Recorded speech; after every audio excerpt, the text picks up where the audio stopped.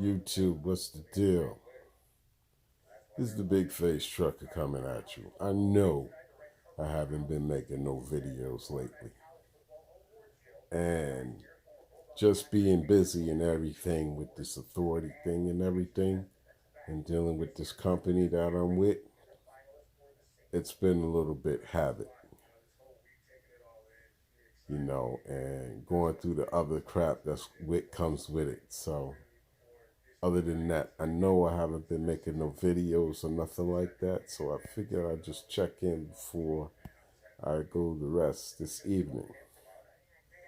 And this videos is like similar to what I'm about to talk about trucking. Since I've been in this, my journey, what my channel's all about is this journey. Just start off from the jump, from a company guy to owner operator guy. You know what I'm saying? Um, it's almost maybe the same, maybe not. Um, when I was a company guy for this company called Silvercom, that's when I made my most money. I was with Maverick. Maverick, I didn't make no money. I made more money running my repair business than I would, if I worked for Maverick for 4 weeks. So I had to leave Maverick. And when I left Maverick, I got a phone call while I was on the bus coming back. Now, there's a story about what happened at Maverick, and it was a situation with me and Maverick, and it was some serious stuff that I didn't key on in, but I just felt that I had to just keep it moving. Because if I'd have keyed in on it, yeah, I probably would have made some money off of that, but I just was keeping it moving. The hell with it. Yeah, I have time. I was excited to be in my first 4 months, 3 months into CDL life. And I was excited, I had got a job, a local job right around by the house. But it was just enough to get me my 6 months in to go to Silvercom. And I did tanker with a company called Seal Masters. So after Seals Masters, I went to Silvercom. Now with Silvercom, I was wide open. And when I say wide open, I went from Massachusetts to Florida, from Florida to Laredo, from Laredo up to Los Angeles, from Los Angeles up to Oregon, from Oregon all over to South Dakota. Yeah, I went to South Dakotas. From South Dakota, Iowa, Illinois, Wisconsin, Chicago, Pennsylvania, New York, Connecticut, and down the East Coast. So that was like when I got into Silvercom. That's when I did all 48 states, and they wasn't lying. And they ran me red. Now I didn't know nothing about logbooks at that time, and they wasn't not trying to pay for ELD, so it was log time. So I became a master at that logbook because I went in a weigh station and my logs were so fucked up. The DOT just seen it that I was a new guy, didn't have a clue. She just said, you can go to the next truck stop, but you need to shut it down and you need to call your company and y'all need to get this right. So she let me go and called the company. So they routed me back into Chicago. And there I was in a class.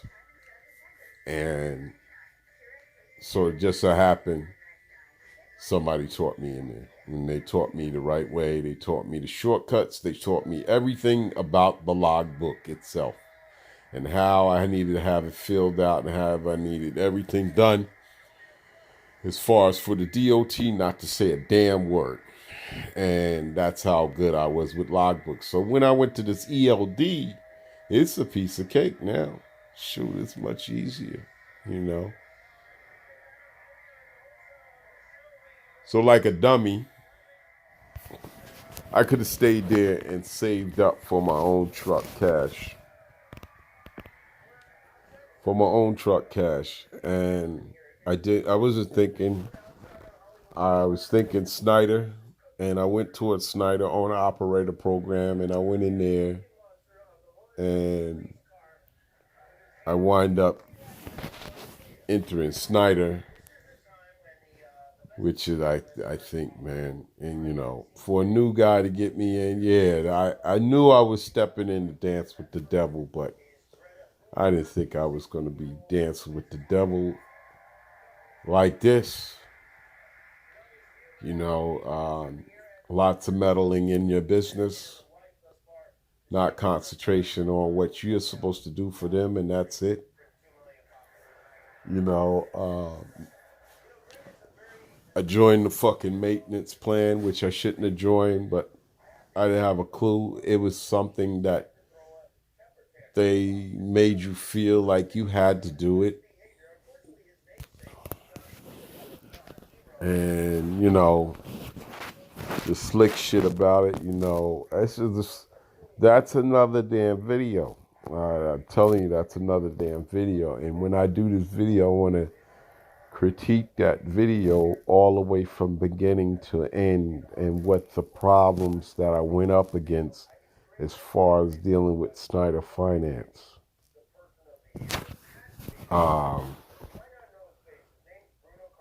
I say to anybody, you know, if that's going to get you into trucking, just understand there's a way out once you get in. There is a way out. I had my way out, but my way out didn't fall, and it didn't fall in place on the right time. I didn't get it straight right, you know, so now you know I'm dealing with this other spot. So it is what it is, you know. So there I made good money. You know, I was a runner. I was a Northeastern runner for Snyder and made good money. But there was a reason why I left there. I had I don't know, I forget what they call that guy, you know, a guy that, you know, like basically your manager and your boss or whatever. He played like a boss, and I had a guy there that wanted me to fail more than to succeed. And I didn't know what the reason was, because they kind of like treated the IC guys like, once you become an IC guy, they kind of treat you like you ain't shit. And when you come on the OCs, you know, the company guys that works there 24/7, they, you know, some treat you good, and some just look at you like shit. The company drivers look at you, you know, like, oh, you think you bad type shit. So, you know, I didn't look at it like it was a team thing. I just looked like we all work for the company. You decided to do that. I decided to do this. So don't criticize me because I keep my truck clean. I was criticized because I kept my truck clean. You know what I'm saying? I was hated on. So, but then I realized, stay the fuck away from the OCs. They don't make good food in there. And if you think they make good food in there, you're not eating healthy. They're picking the worst cooks with the cheapest contract for the cooks, for them to for the drivers to eat, to get what? Sick. If they wanted their drivers to last and be strong, they would get somebody that was health food conscious and feed the drivers the right shit. Plain simple. But I don't know better. So I left them. All right. Um, I went to Traveloco. Well, you know, I went to Traveloco during the spot market season. I did very well over at Traveloco. My highest run was $2,200, 200 miles. I was uh, out in Texas, and I had to run it down to Houston. And you know, I would ran it in and ran it out for $2,200, and I thought this was it. I thought this is it, right here. You know, and it went on, and then things started changing. Election change. Freight rates just started staying still, then dropping, staying still, then drop, you know. And, you know, it's like, what the hell, you know what I'm saying? And you could tell when you go past those ports, you know, they used to have those containers stacked up high, man. And you go by those ports now, they're not even stacked up double. There ain't shit coming in the country. So when shit ain't coming in the country, that fucks it all up for the dry. The reefers are doing good, I guess, you know, but other than that, you know, we maintain it because if you know your numbers and the minimum you have to do to pay your bills to survive is $1.50, right, or whatever number it is, and you do more than $1.50, you should be able to survive and master and you know, money discipline your money, discipline yourself with the money, you know. So that went on, you know. I had a good run with them, you know. Left in good terms, you know. All these spots are left in good terms. It's just what makes me leave, you know. Each spot had a reason why I left, except for Silvercom, right? Um, I left because certain things came up that I felt that it wasn't good for my company. Maybe somebody else, but not mine.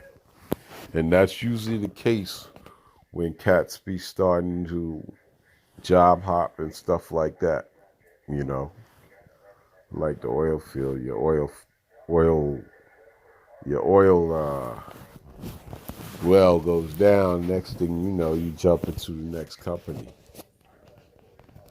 So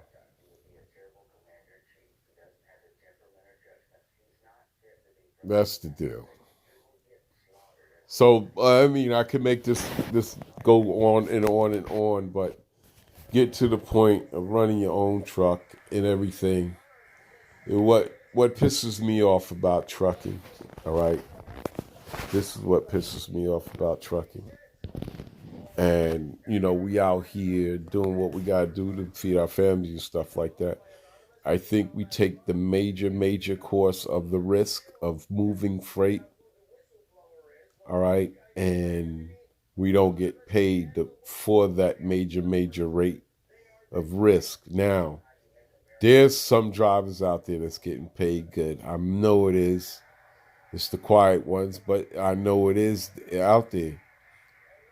But as long as we still continue to deal with the load boards and stuff like that, we're always going to be making somebody probably richer than we are. All right, and we're taking the major hit because when something goes down, all right, or when you have that load, it's going to be pinned on you. And that's why I make this video, because just sitting back and laying here and thinking, everybody's got their hand in the trucker's pocket. The fuel guy, factoring company, the broker, all right? and all the other side skirts that has to deal with broker, the mechanic, everybody's got their hand in his pocket like he's making all that dough. And I think it's systematically strategized for us to always go through some kind of breakdown in our truck to cost us the money, the hard-earned money that we save goes back into the truck so we can continue to run freight. I think they got it all mathematically hooked up where you only could make a certain amount of money. You know, the only way you'll get out of trucking to make a whole lot of money if you make your money, equipment's paid for, and you got good runs going on. You know what I'm saying? And it could be done by one truck, it could be done by a fleet quicker, but at the same time, fleet comes with headaches, with hard-headed drivers or drivers that just don't fucking care or know that will try to mess you up. So I just, I look at this because I look how much money goes through my hands. I look how much money that I spend, and I look how much money hits my account. And to me, it doesn't add up for me to fully understand. I know where the expenses at and everything, but it just seems like expenses is always overruling the revenue. The revenue is high, but once the expenses come out, you get pennies. So in that case, you know what I'm saying, you really got to sit back and say, when am I going to win? I always felt through my journey, if you've been watching my videos or whatever, you know me, you talk to me, or you know what I'm all about, my journey, not the drama shit, but it's just, I've been winning. You know what I'm saying? I've been winning until the spot market fell, until, you know what I'm saying, I moved on to the next company. It's just been stagnant. So,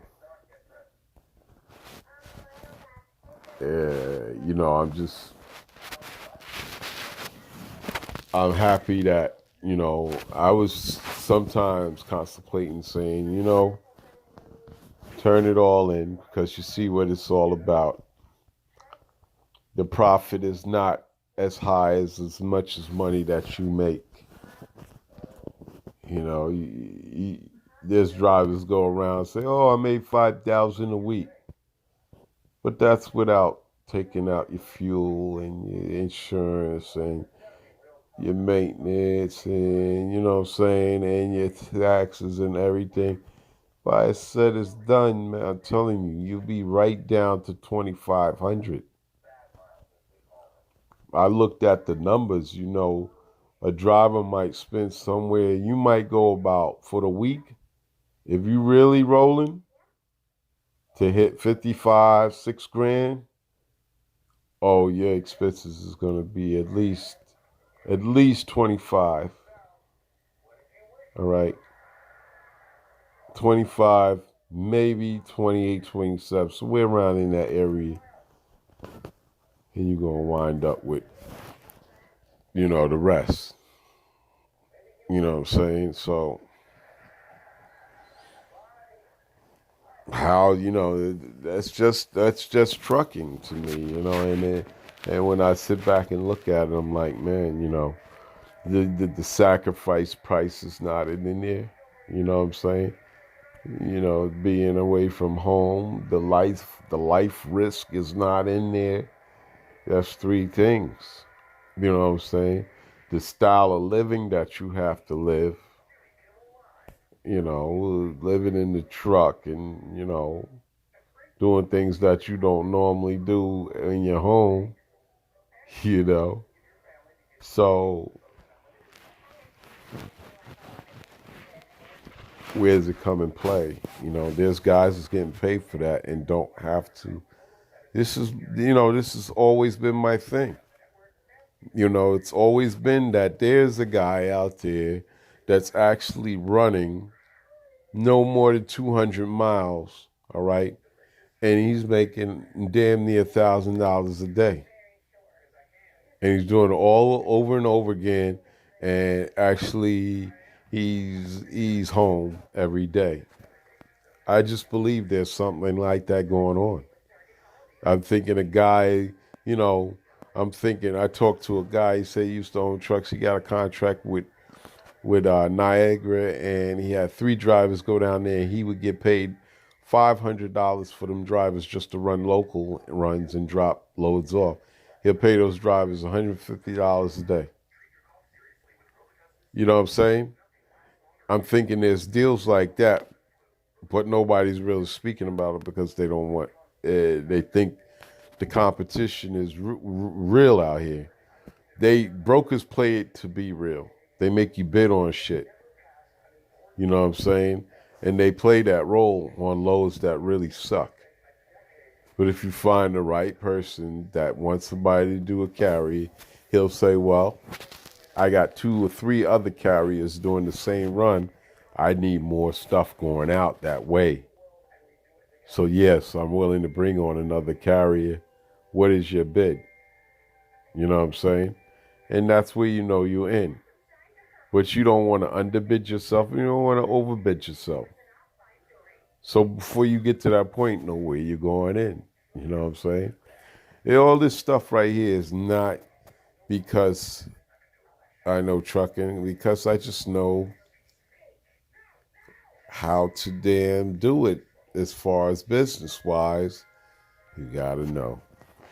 You gotta know that some of the source, the tools that's out there that you already acquired through life or whatever, you already know. You know. But yo, I know this video's kind of long, and I know you're not seeing anything. This is for the night driver that just want to hear me babble and listen. But